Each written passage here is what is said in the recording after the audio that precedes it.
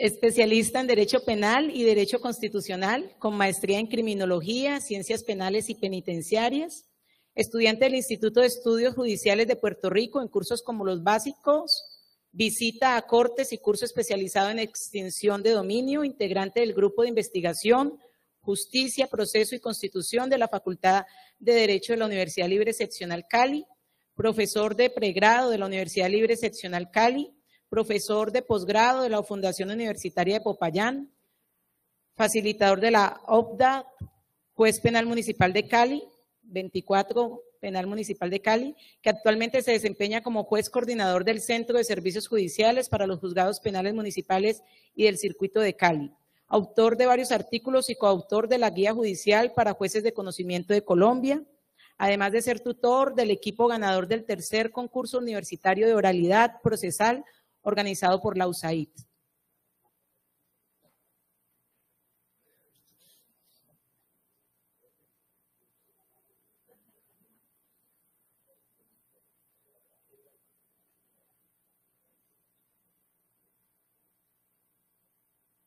Ya, doctor, bienvenido. Muchas gracias.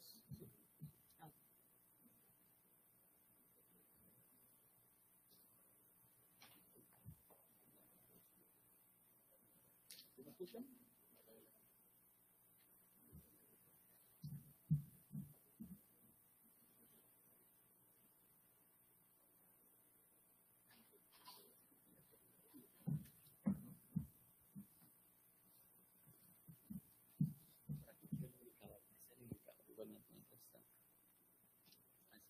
Vamos. Listo. Ya. Hacia adelante y hacia atrás. La diapositiva. Pues ya ponemos la diapositiva.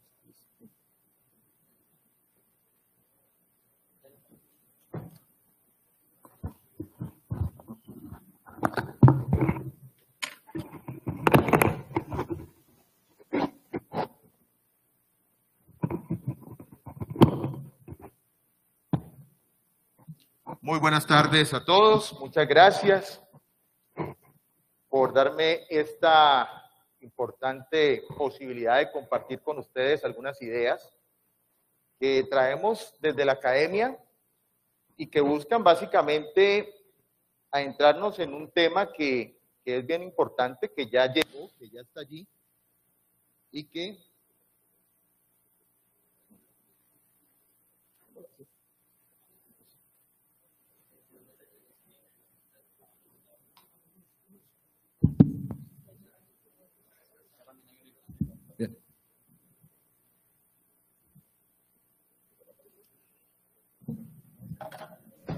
Bien, y que nos trae precisamente la posibilidad de explorar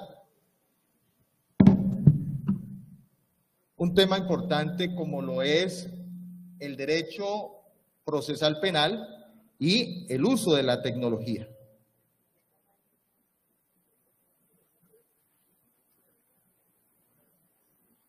Precisamente la tecnología me está atropellando en este momento.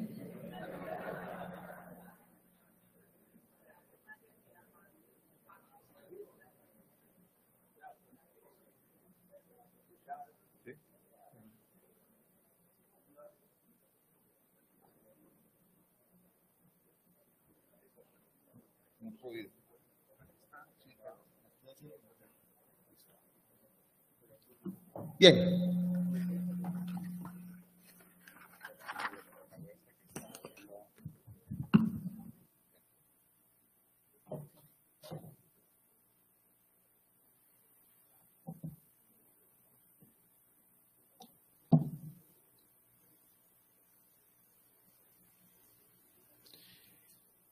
Precisamente, importante resulta este tema a partir de la pandemia, que nos trae unos cambios no solamente a nivel nacional, sino a nivel mundial. Y nos permite entrar a pensar si la tecnología puede ayudar, está ayudando, está colaborando, está apoyando la función judicial, si efectivamente para que avance el proceso penal requerimos del uso de la tecnología o básicamente son situaciones que a la postre se manejan o pueden subsistir de manera independiente. En marzo de 2020, el trabajo, hasta antes de esa época, el trabajo era presencial y muchas cosas de las que hacemos hoy no las avisorábamos y por ende, en esa época, de manera apresurada, con la llegada del COVID-19, tuvimos que llegar a nuestras casas y buscar la forma de seguir trabajando.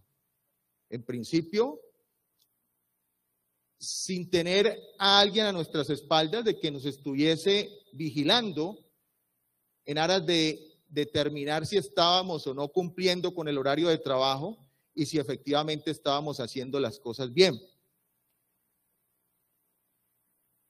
El resultado, a la postre, en términos de producción, fue fabuloso en la medida en que se siguieron haciendo audiencias, se siguieron los procedimientos tal cual como nos lo señalaba el Código de Procedimiento Penal, que ya desde esa normativa nos estaba diciendo, si ustedes tienen medios digitales, de tecnología, que pueden hacer uso del mismo, aprovéchenlo.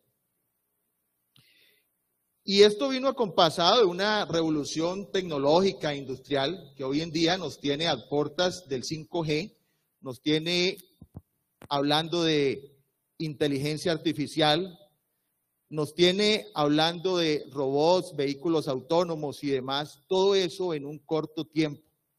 Nuestros aparatos celulares han adquirido una gran importancia, pero también en el campo penal, porque vemos que en una audiencia perfectamente el traslado de los documentos se hace a través de un chat como WhatsApp. Y esto permite agilidad, permite inmediatez en muchas funciones y obviamente esto viene a favor del proceso penal. Entonces nos preguntamos si para que avance y evolucione el proceso penal se requiere de nuevas tecnologías. El problema y la solución viene entonces de la mano de si son los instrumentos utilizados o si es quien los usa, quien tiene esa labor de erigir ese proceso penal bajo las nuevas tecnologías. Desafortunadamente, en muchas ocasiones, tendemos a privilegiar esa tecnología y nos olvidamos del ser humano.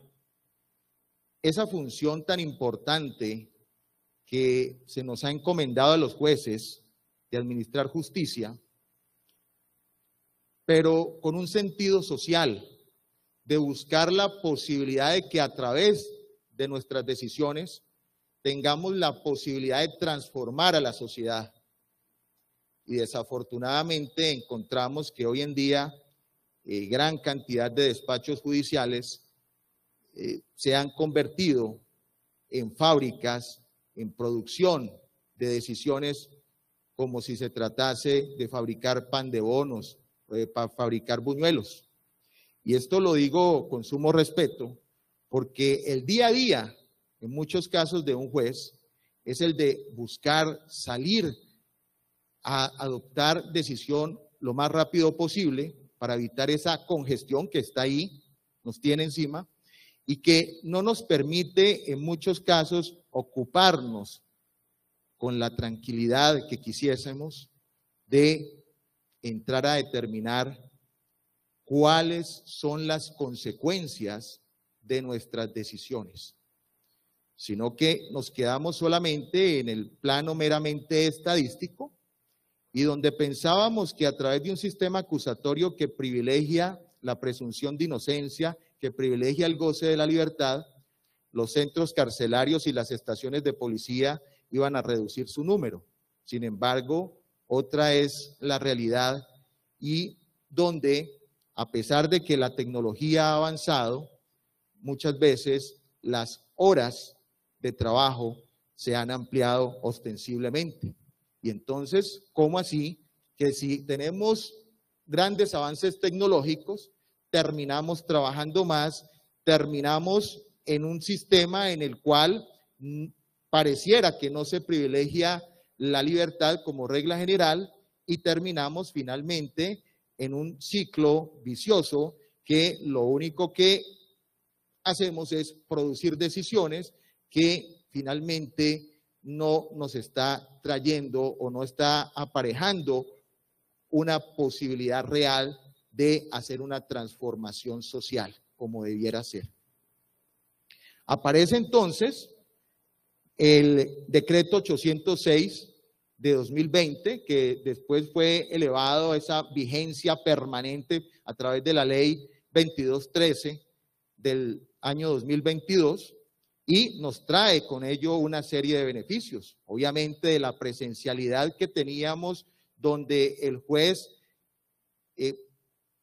generalmente el juez de conocimiento, tenía que estar a espera de la persona privada de la libertad traída desde el centro carcelario, pues obviamente se mejoró porque esa persona ya no tiene que estar traída del centro carcelario, los problemas de seguridad se reducen, igualmente circunstancias que impedían la realización de las audiencias por la no comparecencia de las partes, pues eso se efectúa ya de una manera mucho más favorable. Un abogado que en otrora tenía audiencia a las 8 de la mañana en Cartagena y a las 10 de la mañana en la ciudad de Cali, pues no podía hacer nada al respecto. Ahora simplemente a tan solo un clic se permite o se da la posibilidad de llegar a esas dos audiencias con tiempo. Sin embargo, además de los beneficios, también tenemos algunos problemas que se nos han dado. Fumar un cigarrillo y dirigir una audiencia virtual desde la cama sin el uso adecuado de la toga. Caso que fue recreado de manera amplia por las redes sociales, por los medios de comunicación, a finales del año próximo pasado, y donde la sanción básicamente era por unos segundos de video, donde una juez no portaba la toga y aparecía fumando dentro de una audiencia pública. Ese fue el pecado. Esto llegó a la Comisión Seccional de Disciplina Judicial, donde se tomó una medida cautelar de suspensión. Posteriormente y afortunadamente llega a la Comisión Nacional, donde al encontrar que no se cumplieron los presupuestos legales, se revoca esa decisión. Pero lo que vemos en el fondo es que lo que se estaba privilegiando por la sociedad era la imagen, y entonces aparecen defensores y detractores, donde unos señalan que se mancilló la buena imagen de la administración de justicia, mientras que otros señalaban: ¿alguien sabe de qué estaban hablando en esa audiencia? ¿Cuál fue la decisión de la juez? Si efectivamente fue apropiada, y consecuente con ello salían respuestas en torno a que la que se debía ocupar no era ese cascarón que nos forra como seres humanos, sino que lo que importaba era precisamente si las decisiones, si la dirección de la diligencia era la ajustada a derecho. Fue así entonces donde debemos señalar hasta qué punto se habla de humanizar el proceso penal y se piensa siempre en el procesado, pero hasta qué punto también eso incluye al juez, a las partes e intervinientes. ¿Por qué razón? Porque el juez finalmente es un ser humano que brinca entre las posibilidades reales de su humanidad, pero que además tiene que ir un poco más allá. Francesco Carneluti, en Las miserias del proceso penal, precisamente hacía un planteamiento al respecto. Decía: Esto de ser el juez un hombre y de deber ser más que un hombre constituye su drama. Un drama representado con insuperable maestría en el Evangelio de San Lucas, y habla básicamente de una situación en la cual Jesús fue después al Monte de los Olivos y allí se le presenta a una mujer que había sido sorprendida en adulterio y se le dice que de acuerdo con la ley de Moisés, esta indica que la misma tenía que ser lapidada. Ante tal situación, se le pregunta eso a Jesús, pero Jesús se inclinó y con el dedo se puso a escribir sobre la tierra. Y dice, recreándonos ese episodio, Carneluti, ¿quién de vosotros esté libre de pecado, que tire la primera piedra? Más allá entonces, escribas y fariseos se fueron marchando uno tras otro, comenzando por los más viejos hasta los últimos, y quedó solo Jesús y la mujer. Y entonces se hace diversas preguntas el maestro. El problema del derecho y el problema del juez son una misma cosa. ¿Cómo puede hacer el juez para ser mejor de lo que es? La única vía que le está abierta a tal fin es la de sentir su miseria. Es necesario sentirse pequeños para ser grandes. Es necesario formarse un alma de niño para poder entrar en el reino de los ciegos. Es necesario cada día más recuperar el don del asombro. Es necesario asistir cada mañana con más profunda emoción a la salida del sol y cada tarde a su ocaso. Es necesario sentirse cada noche aniquilados por la infinita belleza del cielo estrellado. Es necesario permanecer atónitos ante el perfume de un jazmín o ante el canto de un ruiseñor. Es necesario caer de rodillas ante cada manifestación de este indecible prodigio que es la vida. Y esa es una invitación porque precisamente los medios de comunicación y la virtualidad nos han traído muchas dificultades, pero también cuando hacemos esa valoración, cuando hacemos esos señalamientos, tenemos que mirar al juez como un ser humano que trata de hacer más, que trata de hacer lo posible por administrar justicia en debida forma. Y entonces debe haber un equilibrio y debe haber una ponderación entre lo que es, lo que representa y lo que debe ser. Obviamente la exigencia es mayúscula y obviamente el comportamiento del juez tiene que ser mayúscula. Sin embargo, no es únicamente cómo nos vemos, sino también cómo somos y cómo nos comportamos. Bastaría simplemente recordar ese nefasto episodio de Colombia con el famoso y mal llamado cartel de la toga, donde algunos condenados, muy bonitos por fuera, pero desafortunadamente muy mal por dentro.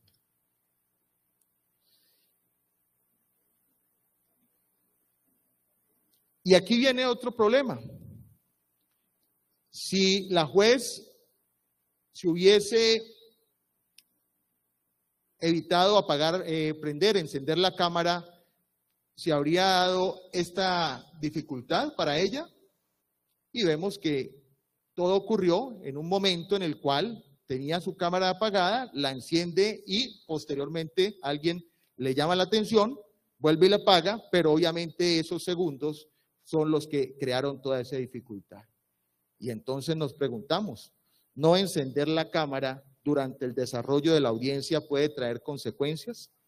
Este tema ha sido abordado por varios tribunales. Aquí traigo a colación dos decisiones. Una del Tribunal Superior de Medellín, del 7 de diciembre de 2022, con ponencia del magistrado Pío Nicolás Jaramillo Marín, donde básicamente en un caso en el cual no se encendió la cámara por parte del juez, se determina o se busca por parte de la defensa el decreto de una nulidad. Y la respuesta de este tribunal básicamente es que se deja claro dentro de la decisión que si bien el juez tenía su cámara apagada, se reconoce tal situación, estaba claro quién era el que dirigía la audiencia, quién era el titular de esa oficina judicial, sin que haya evidencia de que fuese una persona diferente. Y ante tal situación, opta por señalar que allí no había lugar a una causal que representase o que exigiese la necesidad de decretar la nulidad de la actuación.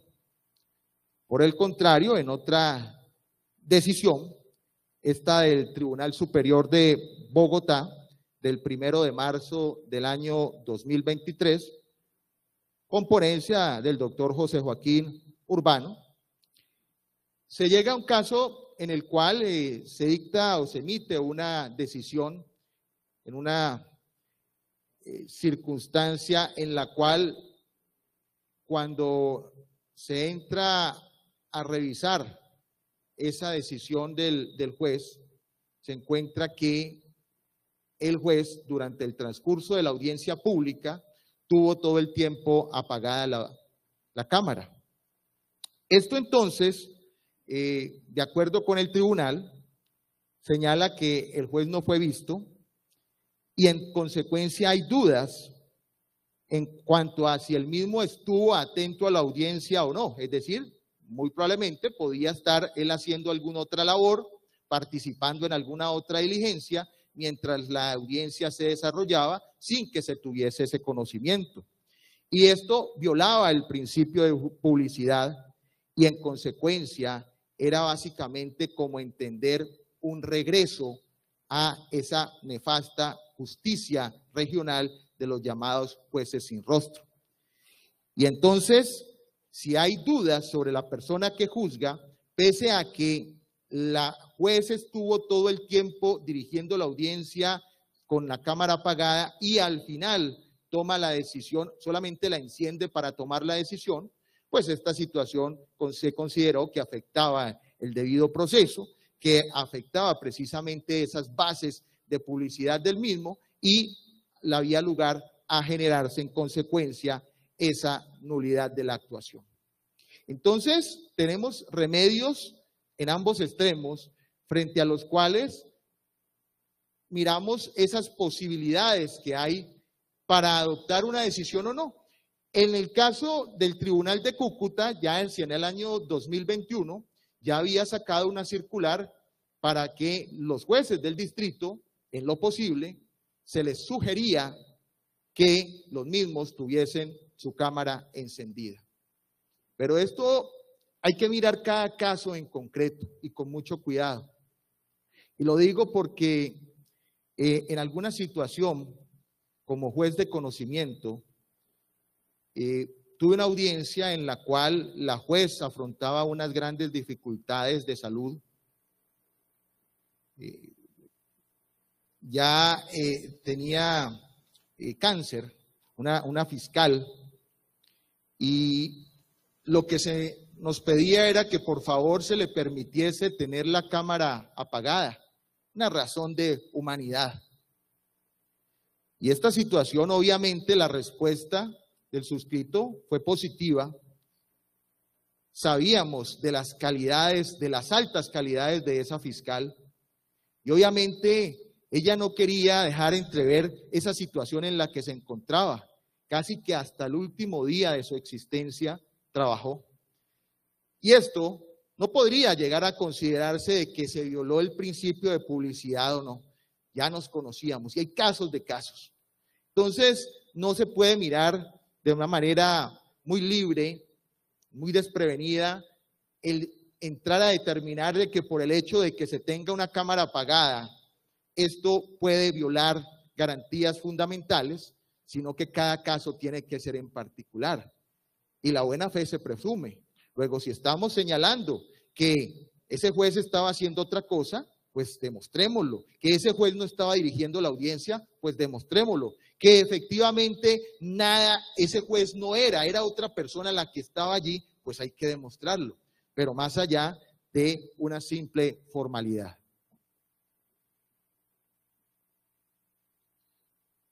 Otro problema. A partir de la pandemia se habla de los llamados nómadas digitales. El nómada, recordemos, es una persona de una tribu o de un pueblo que va de un lugar a otro y que no se establece en un sitio de manera permanente. A raíz de la pandemia, muchas empresas, muchas multinacionales crearon ciertos trabajos en los cuales solo la persona con el uso de un ordenador y un buen servicio de internet puede desarrollar perfectamente su trabajo. Y así tenemos como muchas personas se han ido por este estilo de vida y consecuente con ello encontramos que hoy pueden estar perfectamente en Cancún trabajando, en la mañana salen y disfrutan de la playa y en la tarde y en la noche entran a realizar su trabajo, cumplen con el mismo y una vez se cumple, obviamente es remunerado. Un año después pueden estar viviendo en Cartagena y otro en España y de esa manera. Es decir, sin barreras de lugar y sin barreras de tiempo. Esta noticia señalaba el periódico El Meridiano, juez de Cincé, Sucre, imparte justicia desde Estados Unidos. ¿Qué sucedió allí? El juez de Cincé tenía una serie de casos muy importantes que resolver y a su vez aparecía en redes sociales todo lo que va sucediendo en el día a día, lo va poniendo, y aparecían unas fotos que al parecer revelaban que se encontraba en Estados Unidos.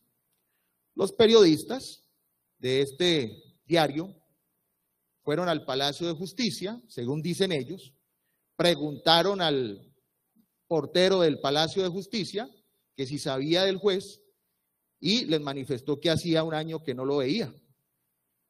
Desde allí entonces salió la noticia diciendo que si era posible que ese juez estuviese despachando desde hacía un año en un lugar distante de nuestra geografía. Nosotros tenemos entonces frente al territorio un factor bien importante, lo que es el artículo 42 y 43 del Código de Procedimiento Penal en el Ciencia, que nos marcan esa competencia por el factor territorial, pero esto nos ata precisamente a otras disposiciones, como lo es la Ley Estatutaria de la Administración de Justicia, artículo 153, que habla de los deberes de los funcionarios y empleados y nos indica que nosotros debemos residir en el lugar donde estamos llevando a cabo nuestra labor. Que compaginado esto con el decreto 1660 del 78, podría, ya que nos lo dice la ley estatutaria, hay situaciones en las cuales se puede pedir un permiso al Consejo Seccional de la Judicatura, pero este lugar no puede distar de más de 100 kilómetros, más o menos la distancia que hay de Cali a Tuluá. Luego entonces, si esta situación es así, si llegase a ser cierta, más allá de todo esto, se estaría incumpliendo con lo establecido en el Código de Procedimiento Penal, se estaría incumpliendo con las normatividad que al respecto hay de orden disciplinario. Y entonces nos preguntamos, después de la pandemia, ¿cómo evoluciona el proceso penal o hacia dónde puede evolucionar? ¿Qué tenemos? Tenemos situaciones en las cuales por problemas de COVID, un funcionario o un empleado perfectamente pueden trabajar desde casa. Y esto implica que si esa persona no tiene algún tipo de afectación mental o de algún otro tipo que le impida llevar a cabo su labor, la puede realizar desde la casa. Pero vamos más allá. Y ahora lo veo con mucha mayor claridad en mi posición de juez coordinador de un centro de servicios. Una labor bastante compleja frente al tema de los jueces con funciones de control de garantías de actos urgentes, en la medida en que se exige que cuando un juez pide un permiso, tiene que estar previamente avalado con un visto bueno del juez coordinador. ¿Y por qué razón? Porque básicamente el juez coordinador es la persona que va a saber con qué jueces cuenta para realizar el turno cada día. De tal manera que hay una exigencia para ese juez coordinador de que cuando vea que esa garantía de tener jueces a disposición en el turno correspondiente se puede haber afectado, niegue ese turno. En una reunión que se tuvo hace poco tiempo con diversos coordinadores del centro de servicios, surgieron varios problemas, de que en muchas ocasiones algunos jueces piden permiso, no para realizar labores importantes o diligencias que necesiten que esté allí, sino que en muchos casos son permisos para irse de paseo. Y entonces surge la idea, y aquí lo pongo de presente, ¿hasta qué punto entonces ese derecho tiene que evolucionar y evitarnos que un juez se incapacite o evitarnos que ese juez pida permiso, sino que por el contrario pueda ese juez llevar a cabo sus labores desde algún otro sitio? Por ejemplo, una cita médica en la ciudad de Bogotá que tiene que atender, pero que la misma le va a quitar unas 2 horas de su tiempo. ¿Qué pasa con el resto del día? ¿Puede seguir trabajando? ¿Hasta dónde entonces se podría habilitar para que ese juez no tenga que pedir un permiso de todo el día para ir y regresar, sino que perfectamente desde su habitación de hotel o desde algún otro sitio pudiese continuar con sus labores, evitando el represamiento de diversas diligencias? Esto es calidad de vida. Otra situación u otro problemático, la inteligencia artificial resolviendo tutelas. Un caso que también varios medios de comunicación recrearon y donde se señaló una sentencia de un juez de Cartagena que usó la inteligencia artificial para la construcción de una sentencia de tutela. Obviamente hoy en día hay una cantidad de herramientas, el ChatGPT, Bing, Microsoft Bing, Google Bard, etcétera, que permiten una interacción entre un ser humano y una máquina, a la cual entonces ya se chatea haciéndole preguntas y la máquina responde. ¿Cuál es el problema? El problema es si efectivamente tenemos equipos. Tengo dificultades en el centro de servicios con equipos porque muchos de los equipos son obsoletos y no hay dinero para ello. Si tenemos un software adecuado, no es lo mismo cuando la empresa norteamericana proporciona el software gratis a cuando viene pago. Si tenemos la debida capacitación para el uso de ese software. Y lo otro, que la inteligencia artificial, casi todas estas que hay en el mercado, han sido diseñadas para otro tipo de asuntos menos los jurídicos. Y esto nos trae problemas porque si la pregunta no es la correcta y si la pregunta no es la indicada, la respuesta tampoco será la correcta y tampoco será la indicada. En muchas ocasiones, una pregunta que no se hace de la manera correcta conlleva a respuestas falsas o equivocadas. Luego, adentrarnos en esto porque está de moda, obviamente nos puede traer unos riesgos enormes. Primero, en cuanto a equipos, pero segundo, en cuanto a si efectivamente la inteligencia artificial nos está dando la información que se requiere para poder asumir precisamente esa labor de manera correcta. Entonces, ante esa situación, obviamente, falta de equipos, falta de capacitación, considero que en estos momentos, en el estado en que nos encontramos, no sería del todo responsable asumir una situación como esta de manera cabal. Y para terminar,